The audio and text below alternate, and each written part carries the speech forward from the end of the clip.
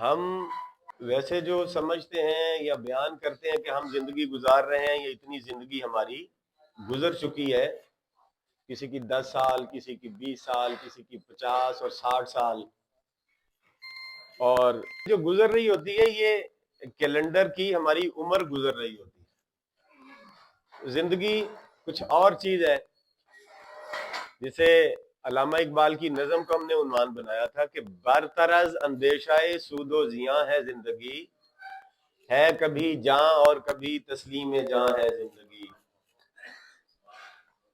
زندگانی کی حقیقت کو کن کے دل سے پوچھ، جوئے شیرو تیشہ و سنگ گراں ہے زندگی، اپنی دنیا آپ پیدا کر اگر زندوں میں ہے، سر آدم ہے ضمیر کن فکاں ہے زندگی، بندگی میں گھاٹ کے رہ جاتی ہے ایک جوئے کم آب، اور آزادی میں بہرے بے کراں ہے زندگی، کلزم ہستی سے تو ابھرا ہے مانند حباب، اس زیاں خانے میں تیرا امتحان ہے زندگی۔ یہ جو زندگی ہے اس کے اتنے موضوعات ہیں، اس کے اتنے پہلو ہیں، اور جتنے اس کے پہلو ہیں اتنے ہی ان کے اوپر پردے بھی پڑے ہوئے ہیں۔ اب سائنس کیونکہ بہت تیزی سے ترقی کر رہی ہے، تو سائنس کی اس تیزی سے ترقی کرتی ہوئی اس دوڑ میں ہم زندگی کو کہیں پیچھے چھوڑ آتے ہیں اور خود آگے آ جاتے ہیں۔ معاشرہ بہت آگے نکل آیا ہے اور زندگی پیچھے رہ گئی ہے۔ تو کیلنڈر کے ماہ و سال گزرتے رہتے ہیں، زندگی کا شاید آغاز ہی نہیں ہوا ہوتا، اور ہم اسی طرح سے دن اور رات گزار کے تو دنیا سے چلے جاتے ہیں۔ ہمیں وہ جب موت آتی ہے یا جب موت قریب آ جاتی ہے تب ہمیں لگتا ہے کہ یہ جو ہم نے پیدا ہونے سے لے کے اب تک یا موت سے پہلے تک کا جو عرصہ گزارا شاید یہ زندگی تھی۔ تو یقیناً وہ بھی ایک ماہ و سال ہی ہیں، کیلنڈر کے سن و سال بدلتے ہیں، وہ بھی زندگی نہیں ہے۔ تو ہمیں یہ مغالطہ ہے کہ پیدا ہونے سے لے کر مرنے کے عرصے تک ہم جو گزارتے ہیں وہ زندگی ہے، اور پھر جب موت جتنی قریب آتی ہے اتنا ہی اس کا خوف بھی پیدا ہونا شروع ہو جاتا ہے۔ ہم موت کو بھی کوئی بہت خوفناک اور ایک خطرناک چیز سمجھتے ہیں۔ موت بہت ایک انسان کے اوپر شاید کوئی تشدد ہے یا اس کے اوپر کوئی ظلم ہے، تو زندگی بھی ہمیں ایک تشدد ہی لگتی ہے۔ شعراء کے کلام اگر پڑھے زندگی کے بارے میں جو انہوں نے کہے ہیں تو بھی زندگی کو تشدد ہی سمجھتے ہیں کہ زندگی اس مشکل سے گزری ہے۔ زندگی جب اس مشکل سے گزری ہے ہم بھی کیا یاد کریں گے کہ خدا رکھتے تھے۔ ایک شوہر تھے تو کسی ڈاکٹر کو چیک اپ کروا کے آئے، ڈاکٹر نے ان کو کہا کہ آج آپ کی آخری رات ہے، اب صبح آپ نہیں اٹھیں گے، آج آپ کی آخری رات ہے، آپ کی طبیعت اتنی ناساز ہو چکی کہ آج آپ صبح آپ نہیں ہوں گے۔ وہ گھر آئے، انہوں نے آ کے بیگم کو بتایا، بیگم کو انہوں نے کہا کہ ڈاکٹر نے کہا کہ میری آج آخری رات ہے۔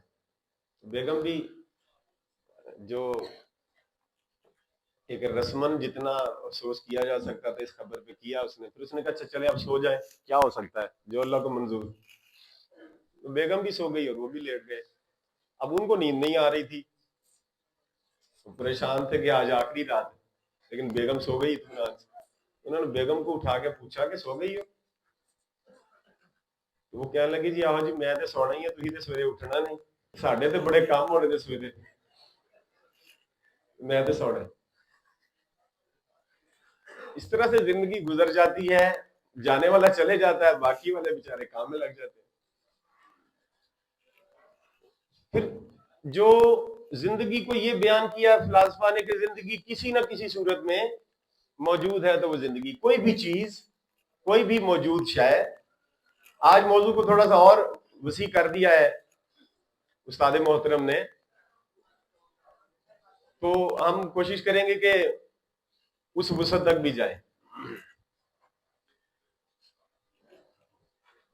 تو زندگی کسی بھی چیز کا کسی بھی حالت میں موجود ہونے کا نام، یہ فلسفیوں کے نزدیک زندگی کی تعریف، جبکہ اس کو تھوڑا اور گہرائی سے اگر دیکھیں تو کوئی بھی چیز کسی بھی حالت میں اگر موجود ہے تو وہ بھی حالت میں کسی بھی چیز کا صرف موجود ہونا ہی اس کی زندگی نہیں ہے، بلکہ اس چیز کے بننے کا کوئی ایک خاص مقصد ہوتا ہے۔ مثلا بلب ہے، ہم نے اس کی مثال لی تھی کہ یہ کسی بھی حالت میں موجود ہو تو وہ زندہ ہے، یہ فلاسفہ کے نزدیک ہے، اس کی تعریف ہے۔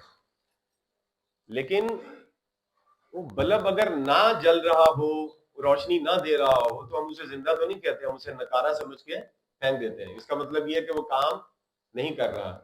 تو کوئی چیز جب تک اپنے مقصد کو پورا کر رہی ہو تو وہ زندہ ہے، جب وہ اپنے مقصد تخلیق کو چھوڑ دے تو اس کی زندگی ختم ہو جاتی ہے، بے شک وہ موجود رہے۔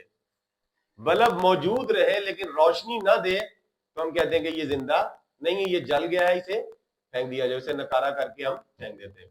اسی طرح سے پھول ہے، تو پھول کا بھی ایک مقصد ہے تخلیق ہے، کیا کہ وہ روشنی دے، اس میں سے خوشبو نکلے، اس پر رنگ ہو، بہار ہو اس کے اوپر۔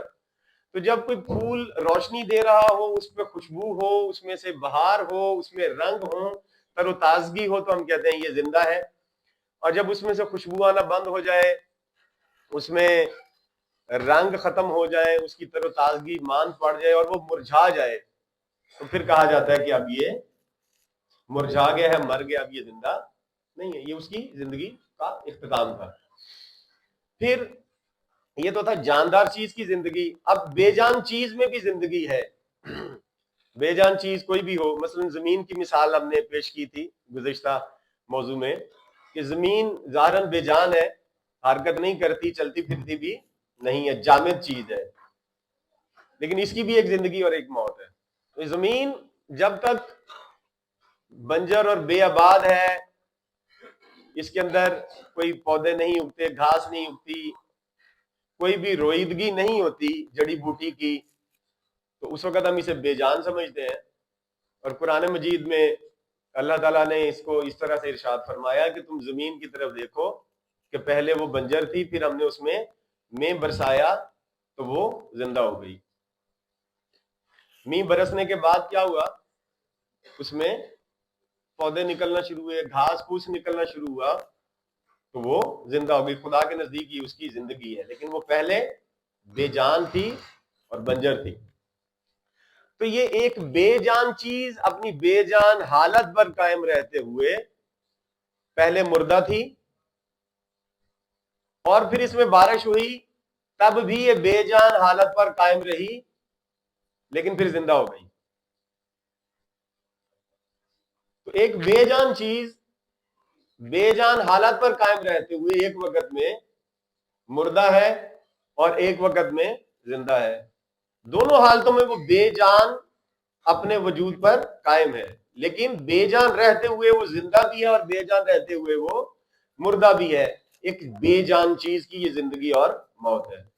تو اسی طرح سے جاندار کے اوپر بھی یہی اصول لگے گا کہ ایک جاندار چیز اپنی جاندار حالت پر قائم رہتے ہوئے ایک وقت میں زندہ بھی ہو اور ایک وقت میں مردہ بھی ہو۔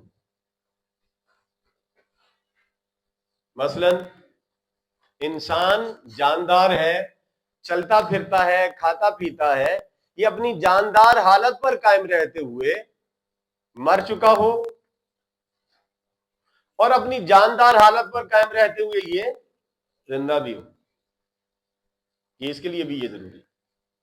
یہ ضروری نہیں ہے کہ اس کا سانس رکے، اس کی دل کی دھڑکن بند ہو تب ہم کہیں کہ یہ موت ہے۔ یہ جو موت ہے یہ ایک اور طرح کی موت ہے، یہ کہ جسم کی موت ہے۔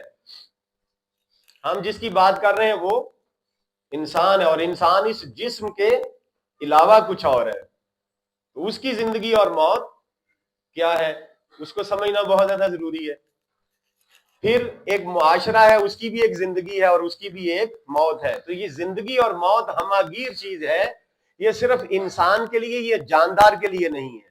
یعنی وہ اجتماعی طور پہ جو معاشرہ جس میں انسان بستے ہیں، اس میں لوگ کاروبار کرتے ہیں، آپسی تعلقات کرتے ہیں، گھر بنا کے رہتے ہیں، ایک معاشرہ بنتا ہے، اجتماعی طور پہ اس معاشرے کی بھی ایک زندگی ہے اور اس معاشرے کی بھی ایک موت ہے. اس کے لیے ہم نے مثال لی تھی کہ ایک جانور جو مر جاتا ہے, ایک جاندار جسم جو مر جاتا ہے, اس کی میڈیکلی ڈیتھ ہو جاتی ہے, اس کے اندر سے روح نکال لی جاتی ہے. اس کی میڈیکلی ڈیتھ کے بعد کچھ دیر کے بعد وہ ڈیکمپوز ہونا شروع ہوتا ہے, پھر اس میں اسمیل پیدا ہوتی ہے, پھر اس کا جسم پھٹتا ہے اور اس میں سے کچھ حشرات پیدا ہو جاتے ہیں, اس کے اندر کیڑے پیدا ہو جاتے ہیں اس کے اندر.